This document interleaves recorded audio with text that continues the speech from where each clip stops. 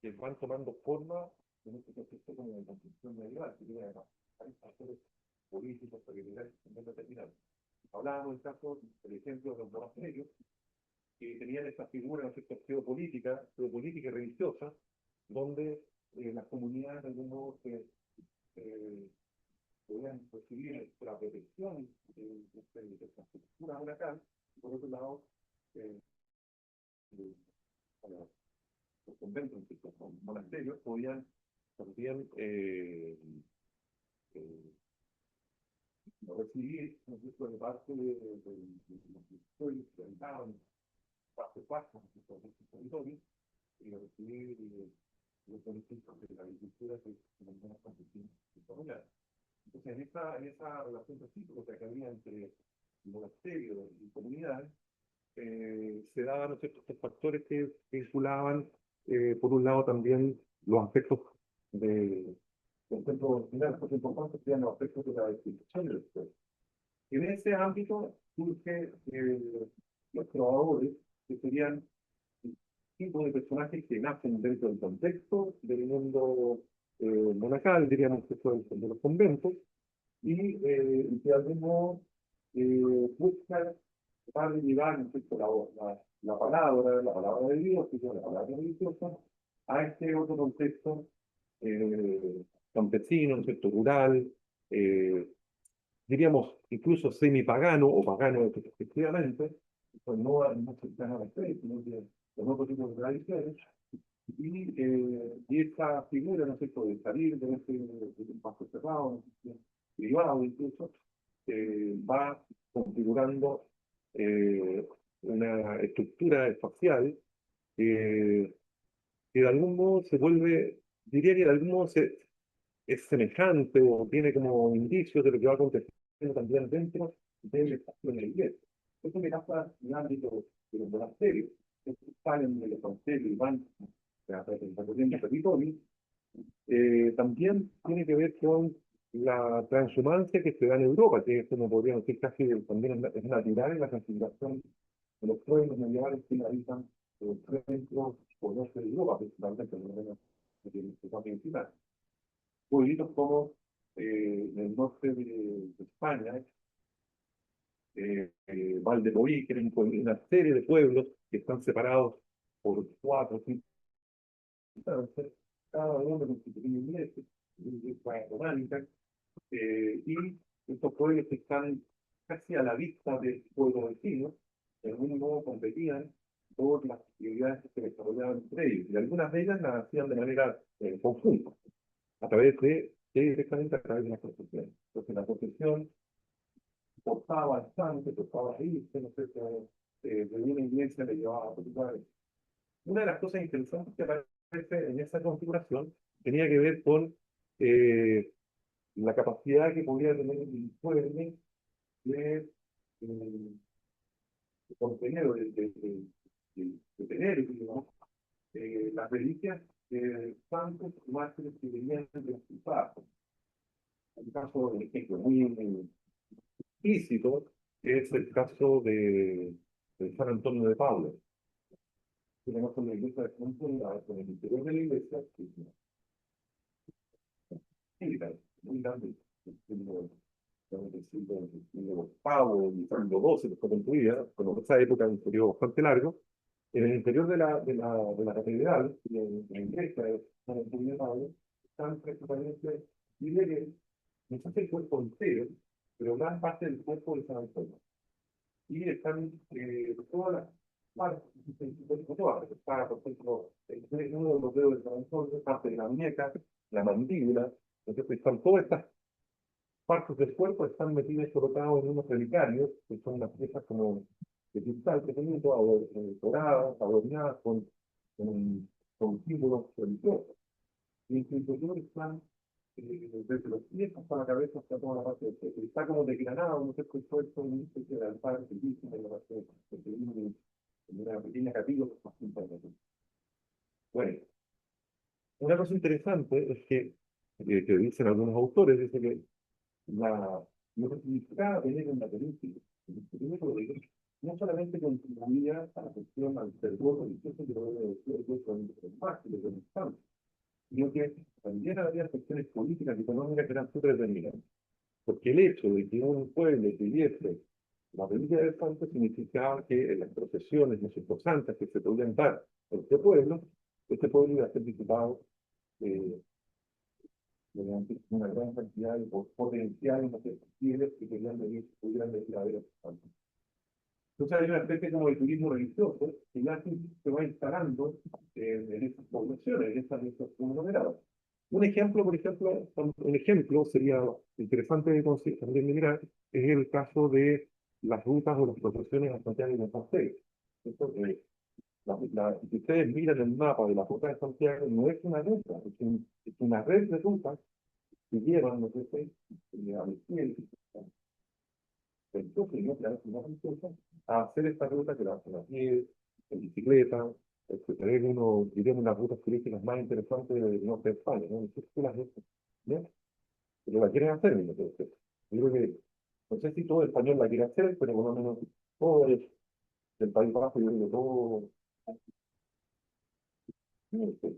Y es una ruta que me llega solo a, no, que llega hasta Málaga, que Francia, hermano, está en muchas ciudades europeas, está el trazado, los puntos indican que ese pueblo o esa ciudad pertenece, está identificada como parte de la ruta Santiago.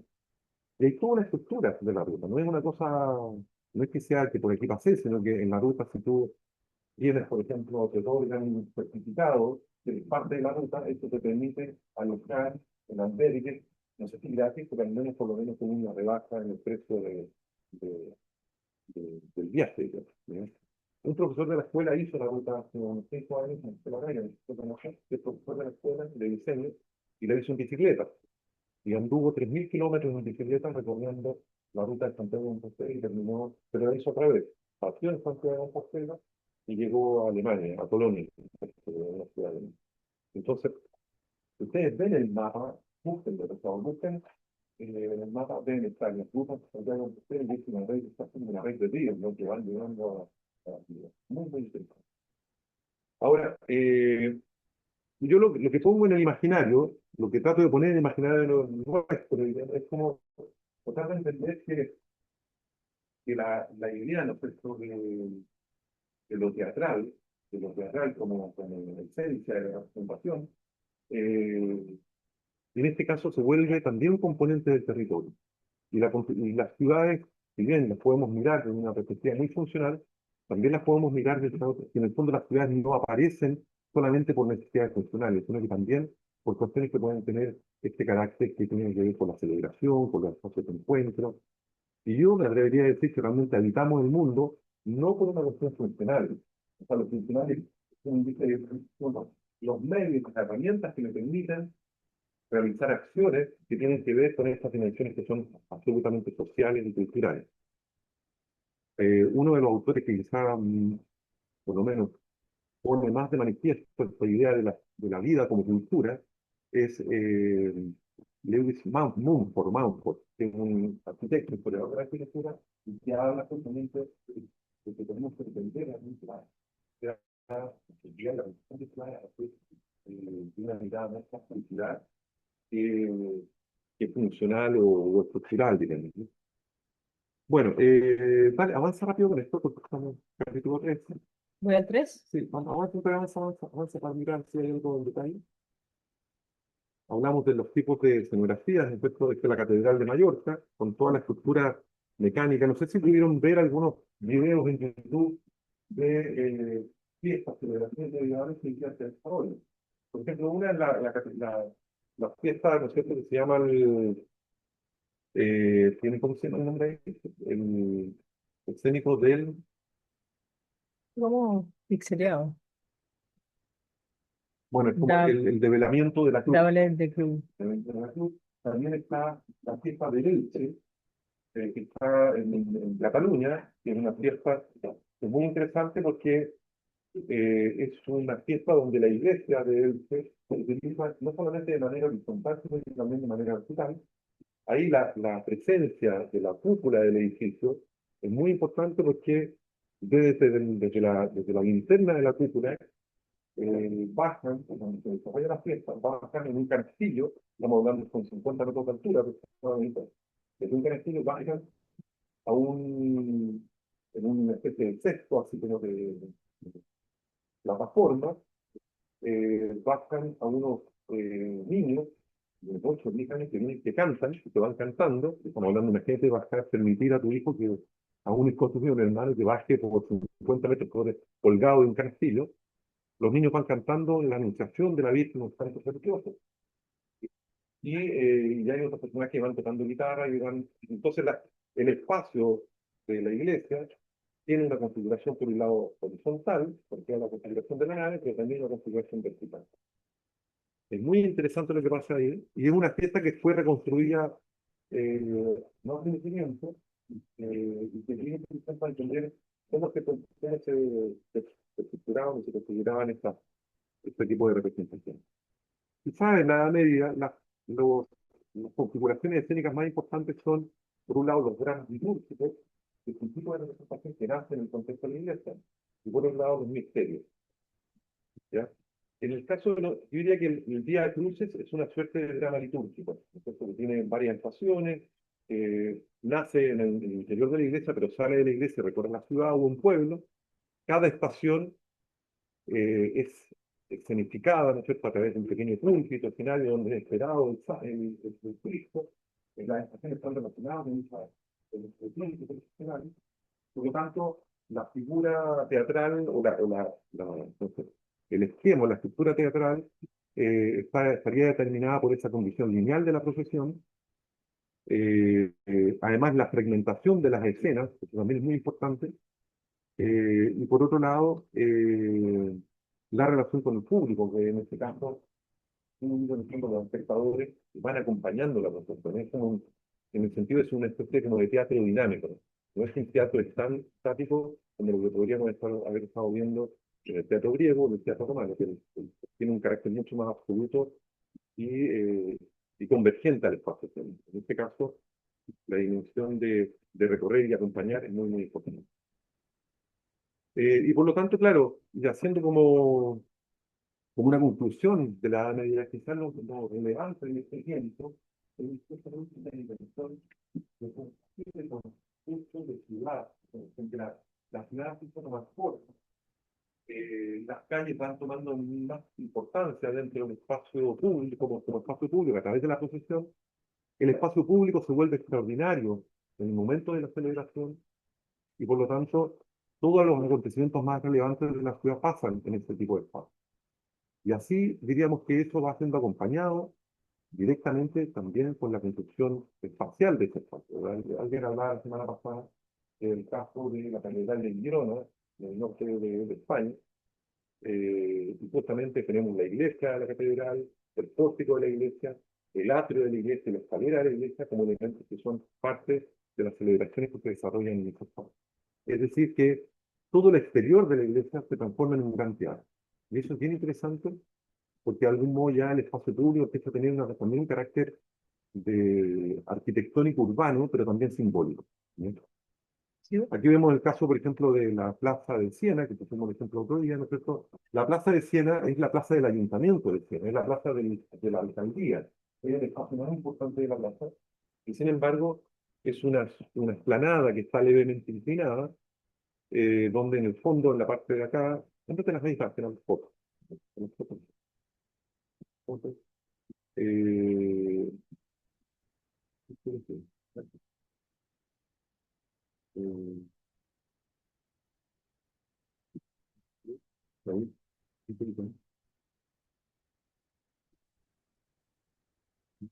ahí, Ahí, no, no. ahí, ahí. Claro, Ajá. ahí está.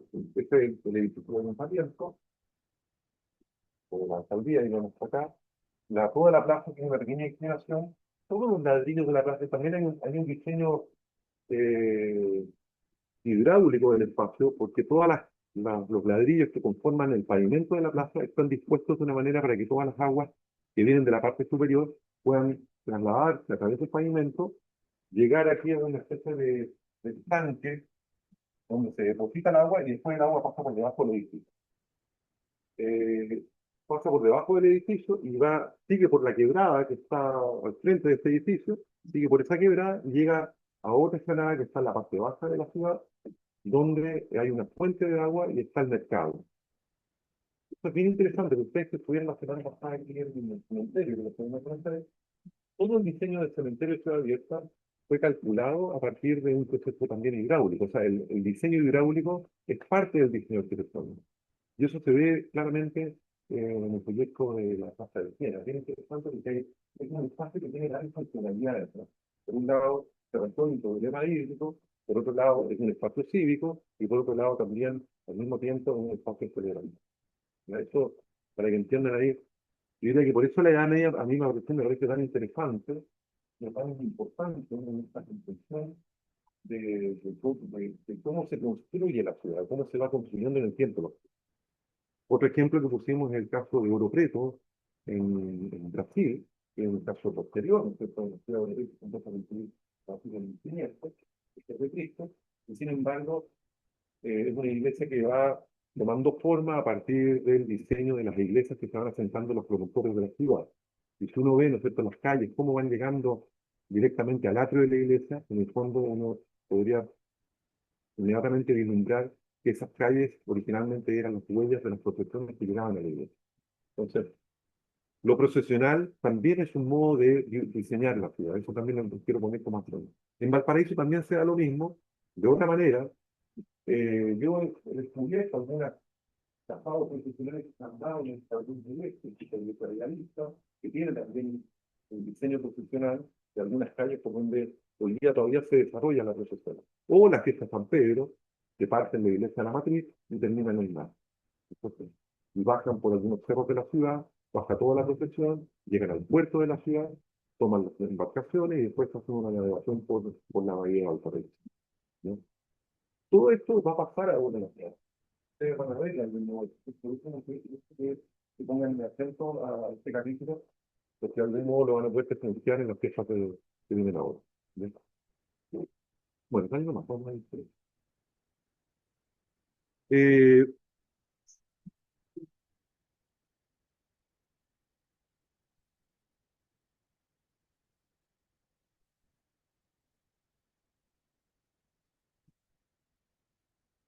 Hola, em, me quedo en la imagen. bueno, una cosa importante del Renacimiento, yo diría que quizás una cosa más relevante, por lo menos me parece que es más relevante, es la condición privada del espacio escénico. Eh, un ejemplo, bueno, aquí vemos un caso que es un dibujo de Vitruvio. Vitruvio es un arquitecto, sí, arquitecto teórico de la arquitectura del siglo I después de Cristo, ¿ya? Y que es el arquitecto que de algún modo es como interpretado por los arquitectos y artistas del Renacimiento. O sea, podríamos pensar que los únicos antecedentes que tenemos de la edad antigua, de cómo se diseñaban los teatros en Grecia, cómo se diseñaban los anfiteatros, los edificios públicos en Grecia, estarían directamente eh, contenidos, ¿no es cierto?, en los 10 libros de la arquitectura de Vitruvio. O sea, diríamos que porque esto es bien importante, porque uno va a visitar el Coliseo Romano, ¿no es cierto?, el teatro de Flavio, y dice, bueno, ¿cómo diseñaron este edificio? Y realmente uno dice, como que lo hubieran hecho casi espontáneamente, ¿no? Vitruvio toma, a través de sus conocimientos y sus viajes, que probablemente hace a Grecia, toma ciertos antecedentes y construye este libro, que se llama Los 10 libros de arquitectura, y hace una descripción bien completa de cómo se vivía en la época, cómo se pasaban las ciudades, incluso de qué manera vestían las personas que asistían a los teatros, ¿no?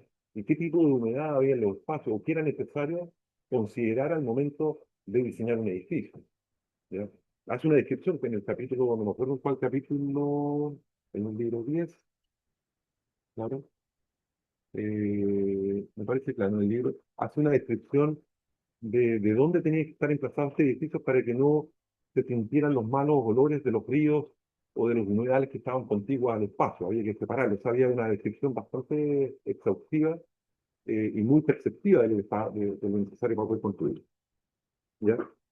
Sin embargo, En el Renacimiento lo que se hace es que se rescatan estos antecedentes y con eso aparecen varios arquitectos que van a construir casi de manera complementaria varios tratados de la arquitectura. Uno de ellos, quizá uno de los más relevantes, es el Tratado de la Arquitectura de Andrea Palladio. Otro que también es importante es el Tratado de la Arquitectura de Alberti. Los escritos de Leonardo, que son fundamentales, no sé, todos los escritos y dibujos de Leonardo, que no hace un tratado directamente, sino una gran investigación, pero también de otros arquitectos como Cesare Cesariano, como Fray Giacondo, que son teóricos de la arquitectura y que van, diríamos que su rol podrían ser a rescatar toda esta historiografía de la arquitectura clásica. ¿Ya? Eh, en ese sentido, el Renacimiento cambia radicalmente la manera de entender el teatro. O sea, volvemos un poco al principio, tenemos una idea de lo teatral en el mundo griego, romano, en el Renacimiento, de otra manera, incluso liderada justamente por esta idea, ¿no es cierto?, eclesiástica del espacio escénico o litúrgica. Y sin embargo, en el Renacimiento cambian estas ideas. En el teatro griego el espacio estaba abierto a la extensión del paisaje y se completaba con el entorno. En el teatro renacentista pasa a pensarse como un interior cerrado, perspectivo y controlado, ¿ya? Muchas veces asociado al poder político, ¿no es cierto? Y a la vida, ¿no es cierto?, a la vida de corte, a la vida cortesana. Eh, las restricciones de Vitruvio fueron fundamentales para los arquitectos renacentistas, pero esa recuperación de la antigüedad no fue fiel al teatro griego antiguo. Incluso en estos dibujos que vemos acá, que serían interpretaciones de Vitruvio, del teatro antiguo, todos los teatros están contenidos dentro de un recinto cerrado. Eso viene, como viene específico, digamos, una cosa muy, podríamos decir, como natural. En el día de hoy, mira, esto sí era un teatro griego. Ustedes saben que saben de teatro griego, dirían que hacían los teatros griegos. No, no sé si por qué. ¿Qué componentes, aparte de lo que estoy nombrando ahora, serían como claves en decir que esto no es un teatro griego?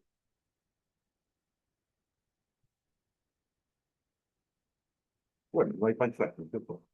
Pero aquí hay aquí que dice que, si yo veo este plano, dice planta de teatro griego de la edición de Vitruvio según Fray Giacondo, en el año 1513. En mi círculo, ¿no? ¿Qué es lo que hace Fray Giacondo? Divide el círculo de la orquesta, lo corta por la mitad y deja solamente la mitad del círculo construido. Y todo lo demás, el espacio completo, se transforma en una especie de espacio escénico, o lo que llamaríamos el espacio del proscenio, pero además, otro factor que es importante, está contenido dentro de ciertos muros. Entonces, esto claramente está diciendo que aquí hay un edificio o un espacio que está cerrado. ¿Ya? Este de aquí también, es planta de teatro de Sergio Cerdo, también la planta semicircular, una plataforma que atraviesa todo el espacio. Y aquí una cosa interesante que hace Sergio es que dibuja el teatro, lo dibuja en una especie de entarimado de madera. Es bien interesante porque esta estructura de teatro es la que de algún modo se utiliza para la construcción de teatros dentro de espacios de corte, dentro de espacios de edificios existentes, como el teatro de Farnese, por ejemplo, que se construyen en 1600 y tanto, 1670 por ahí, en Parma, la ciudad de Parma, dentro de lo que llamaríamos un salón de armas, un espacio dentro del palacio dedicado a guardar las armas después de la guerra, etcétera. Ahí se guardaban todas las armas. Bueno, ese espacio se vacía completamente y dentro del edificio se construye un teatro de madera de este tipo, ¿ya? Y después tenemos el Teatro Olímpico de Vicenza de Palladio, también dentro, construido dentro de un edificio cerrado. A Palladio, por supuesto, la comunidad de comerciantes de la ciudad de Vicenza, que además tenía una estrecha relación, eran las familias aristócratas, ¿no es cierto?, de la ciudad de Venecia, que se asientan al interior de los valles, ¿no es cierto?, de este sector, ¿no? ¿Cómo se llama? Del sector de Vicenza, Padua, de todas estas ciudades que están ahí, y le encargan el diseño y la construcción de un edificio dedicado directamente a las representaciones históricas. Es, a mi juicio, el primer edificio encargado para el teatro después de todo este periodo de más de 1000 años cuando no tenemos teatro. no tenemos teatros diseñados como tal. Todo lo que pasa en la Edad Media se concentra en términos de edificios, se concentra en el espacio religioso, pero no tenemos un encargo desde el mundo laico, ¿no es cierto?, para el diseño de un edificio teatral.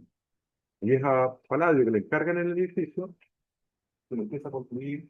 Palladio muere en el año 58, 1558, y es su discípulo el que termina el diseño de toda la estructura interna del edificio. El edificio de Palladio, o el teatro, el espacio escénico de Palladio, es casi enteramente de madera. Toda la zona construye también un teatro a la romana, aun cuando tiene una geometría bien especial, porque no es semicircular, es como bien alargado, como una elipse. Es como una elipse puesta en este plano. Esto es bien interesante. También, yo no sabría bien decir por qué, pero en el fondo, en la geometría del edificio es bien importante. Toda esta parte son galerías de madera. La parte superior tiene una especie de galería de metal, que seguramente un espacio para que el coro, músicos u otros artistas pudieran también representar parte de la obra. Hay un proscenio que atraviesa todo el ancho de la orquesta, que es un empalmado de esta altura, y son estas calles, una, dos, tres, cuatro, cinco calles, que proyectan las escenas del edificio, de las escenas de la representación que voy a llevar ahí. ¿Qué es lo que tiene de especial este espacio?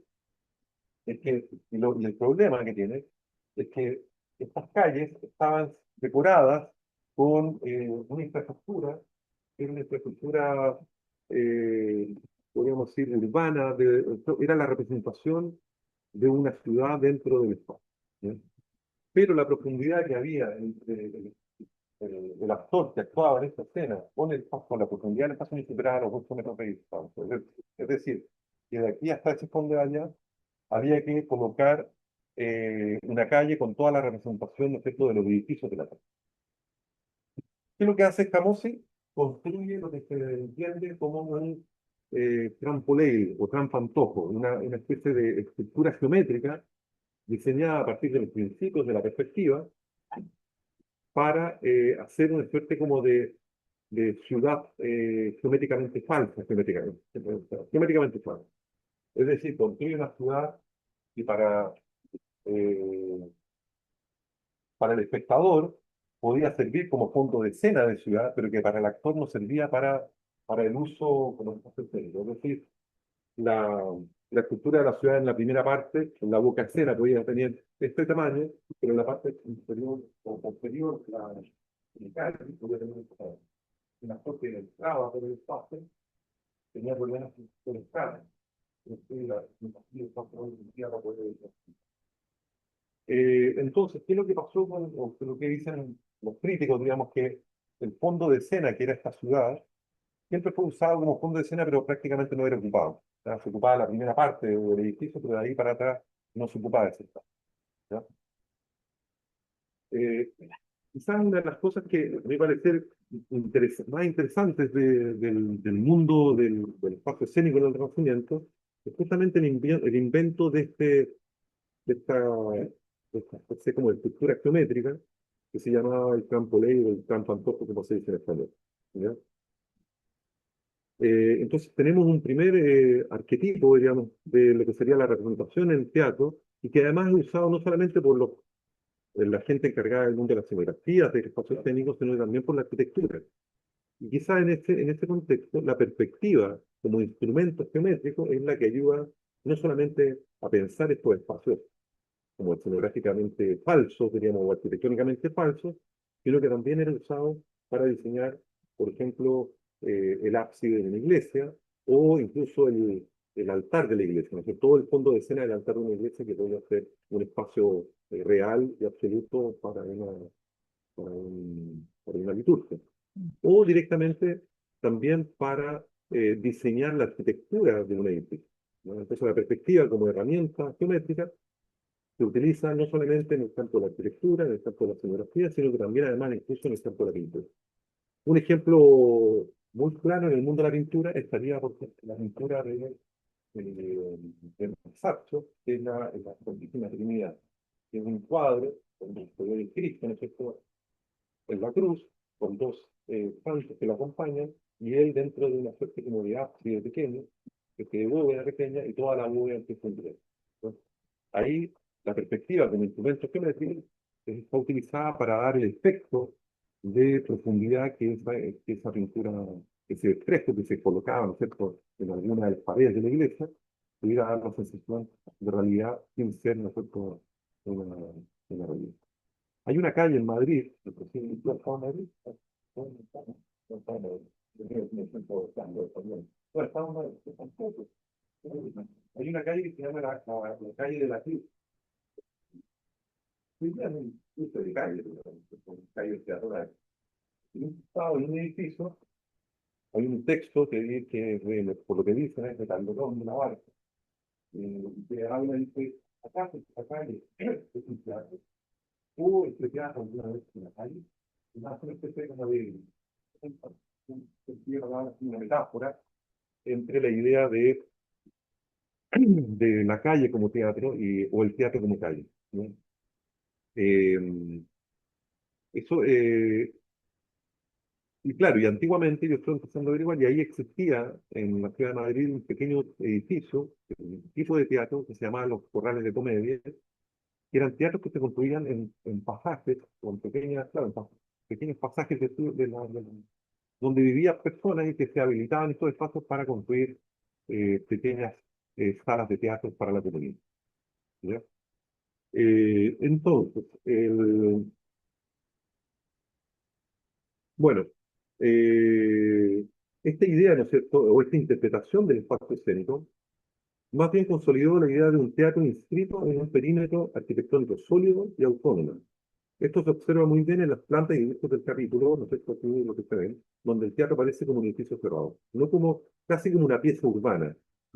El caso de Scamozzi es bien interesante porque Scamozzi, después de terminar de construir el Teatro Olímpico, le encargan el diseño de una ciudad ideal, estas ciudades que se estaban pensando en la época justamente al principio del Renacimiento, y dentro del diseño y la construcción de la ciudad, él construye un pequeño teatro, que es el famoso teatro de Scamozzi, que es un teatro que está construido dentro de una manzana de planta rectangular, un pequeño edificio de 3 4 pisos, y en esta esquina está un pequeño salón que fue dedicado directamente al teatro. Y la diferencia del teatro de Scamozzi con la diferencia del teatro de Palladio, Palladio, claro, construye por 5 calles, como trampantojos, ¿no es cierto?, con profundidades falsas, y Scamozzi lo que hace con el teatro de Farineta, que se llama el teatro de Farineta, es que solamente construye en el fondo integra el proscenio con el fondo de escena. Y ahí diría que, en términos de la escritura técnica, pasa, es como diría que por primera vez, por lo menos yo veo que el proscenio deja de ser una especie de antesala del fondo de escena, una cosa separada, y se integra, las paredes de la caja escénica van como adquiriendo la profundidad del espacio. Algo que ya se ve después directamente en los teatros la italiana o teatro a la francesa, que son teatros que ya tienen esa cultura. ¿Cuál nomás? ¿Cuál más? Otra cosa importante es la presencia, es cuando a Bramante, otro arquitecto, también de principios del Renacimiento, le encarga, el Papa de la época, le encarga el diseño o la conexión entre la villa papal, que es el lugar donde vivía el Papa, con la Basílica de San Pedro. Había una diferencia de niveles entre un edificio y otro, y por lo tanto Bramante lo que hace es construir una especie de jardín escalonado. ¿Ah? Me parece que tiene tres grandes plataformas que bajan hasta la parte inferior. Lo interesante del espacio es que en el fondo, Bramante construye un edificio de 300 metros de largo, 3 cuadras de largo, ustedes se un poco de la medida, ¿no? 3 cuadras, un edificio entero de 3 cuadras, con 2 bloques de edificios perimetrales que bajan por eso de 70 metros de altura cada uno, que forman una suerte como de paralelismo recto y que acompañan estas tres plataformas o jardines que forman el alrededor. Ahí se ve un poco, esta la de papá, esta papá, y aquí está el alrededor, que está esta plataforma, esta otra con esta intermedia que es la tierra. Aquí está la Basílica de San Pedro. Eh, Después, posteriormente, con el tiempo, eh, papas posteriores cortaron en este edificio y colocaron aquí la biblioteca laurenciana, que es la famosa biblioteca que los diseña Bandunay. Pero en el proyecto original, este gran jardín se entiende Belvedere como un espacio que tiene una bella vista, ¿no? Es un espacio elevado donde se construyeron el cortile, que es los jardines del Belvedere. Los papas de la época utilizaban la parte inferior de este jardín para hacer grandes representaciones teatrales que se llamaban las naumaquias, que eran verdaderas batallas navales a escala 1 a 1. El espacio se llenaba de agua, toda esa superficie, estamos hablando de unos 150 o 100 metros de largo, por unos 70 metros de ancho,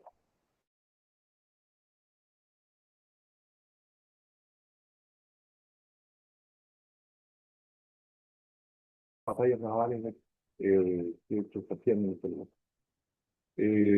Entonces, claro, desde él el encargo es construir un jardín, construir un edificio que tiene estos dos corredores, grandes corredores, pero sin embargo el edificio es utilizado para esa doble funcionalidad que es el espacio representado. Vale. Ahí se ve, ¿no es cierto?, el esquema de la vía papal, ¿no es cierto? Aquí está el jardín 2, el espacio intermedio, aquí después se construye la biblioteca. Eh, Se le critica, ¿no es cierto?, al Papa, no sé si es Pío segundo o Sixto V, no me acuerdo si tiene concepto con el nombre. Se le critica que este segundo papa destruye el Belvedere, pero también se le atribuye a este segundo papa que fue el primero que empieza a hacer encargos a arquitectos para ir reconfigurando la ciudad de Roma. Y empiezan a aparecer los primeros pasados de ciudad que van conectando un edificio con otro. Por ejemplo, lo que pasa precisamente con la plaza de San Pedro, y después lo que pasa con la conexión con otros edificios como el edificio del Ayuntamiento de Roma, en nombre, o otros edificios que están dentro de la ciudad. Entonces, es un papa que, por un lado, tiene este, con esta crítica, ¿no es cierto?, porque destruye la estructura del edificio, el diseño del edificio, pero sin embargo, ahora mismo apostando en esa situación. Aquí vemos otro ejemplo, que ustedes lo habrán visto, lo habrán leído en el libro, pero muestra, esto sería como el altar de la iglesia Realmente. de Bramante, que está en la ciudad de Milán, se llama Preso Francesco. ¿No son Creo que sí. presos? No, aquí no sale cuál es la iglesia, pero Sí, sí, sí. Sí, sí, en la iglesia de San Luis. Sí, sí, sí. ah, sí.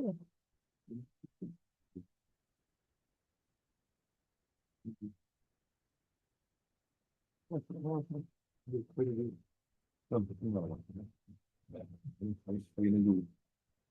no, no dice que no lo dice. Pero Bramante, pero no. Bueno, eh, bueno, a Bramante le encargan el diseño del altar de esta iglesia, pero resulta que la iglesia no tiene, uno nunca puede encontrar antecedentes de por qué Bramante diseñó este altar. Pero conociendo el espacio de la iglesia, yendo por la parte posterior que lo que había, y por detrás de la iglesia hay una calle. Seguramente la iglesia, sobre la Edad Media o fines de la Edad Media, principios del Renacimiento, la iglesia se quizás estaba acompañada de otras configuraciones más urbanas y quizás había en otro edificio. Bueno, resulta que si pongan, sí, yo creo que, bueno, O el de arriba. bueno, si ustedes ven este espacio, da la impresión de que tuviera al menos unos 10 metros de profundidad, ¿no? Es una bóveda, ¿no es cierto? Y si vemos, ¿no es cierto?, al altar de la iglesia, y está, ¿no es cierto?, todo este espacio boveado hacia el fondo. Resulta que esta estructura tiene 1 metro de fondo, es decir, no supera este ancho. Todo el diseño geométrico de este altar está hecho enteramente de madera y está diseñado de tal manera de que toda la geometría de los elementos, de los pilares, de las columnas que están aquí, todos estos elementos que tenemos efectos, como si fueran realmente de verdad, están diseñados para provocar este efecto óptico de trampa, ¿no es cierto?, para la visión. Si uno se para en el ingreso de la iglesia, en el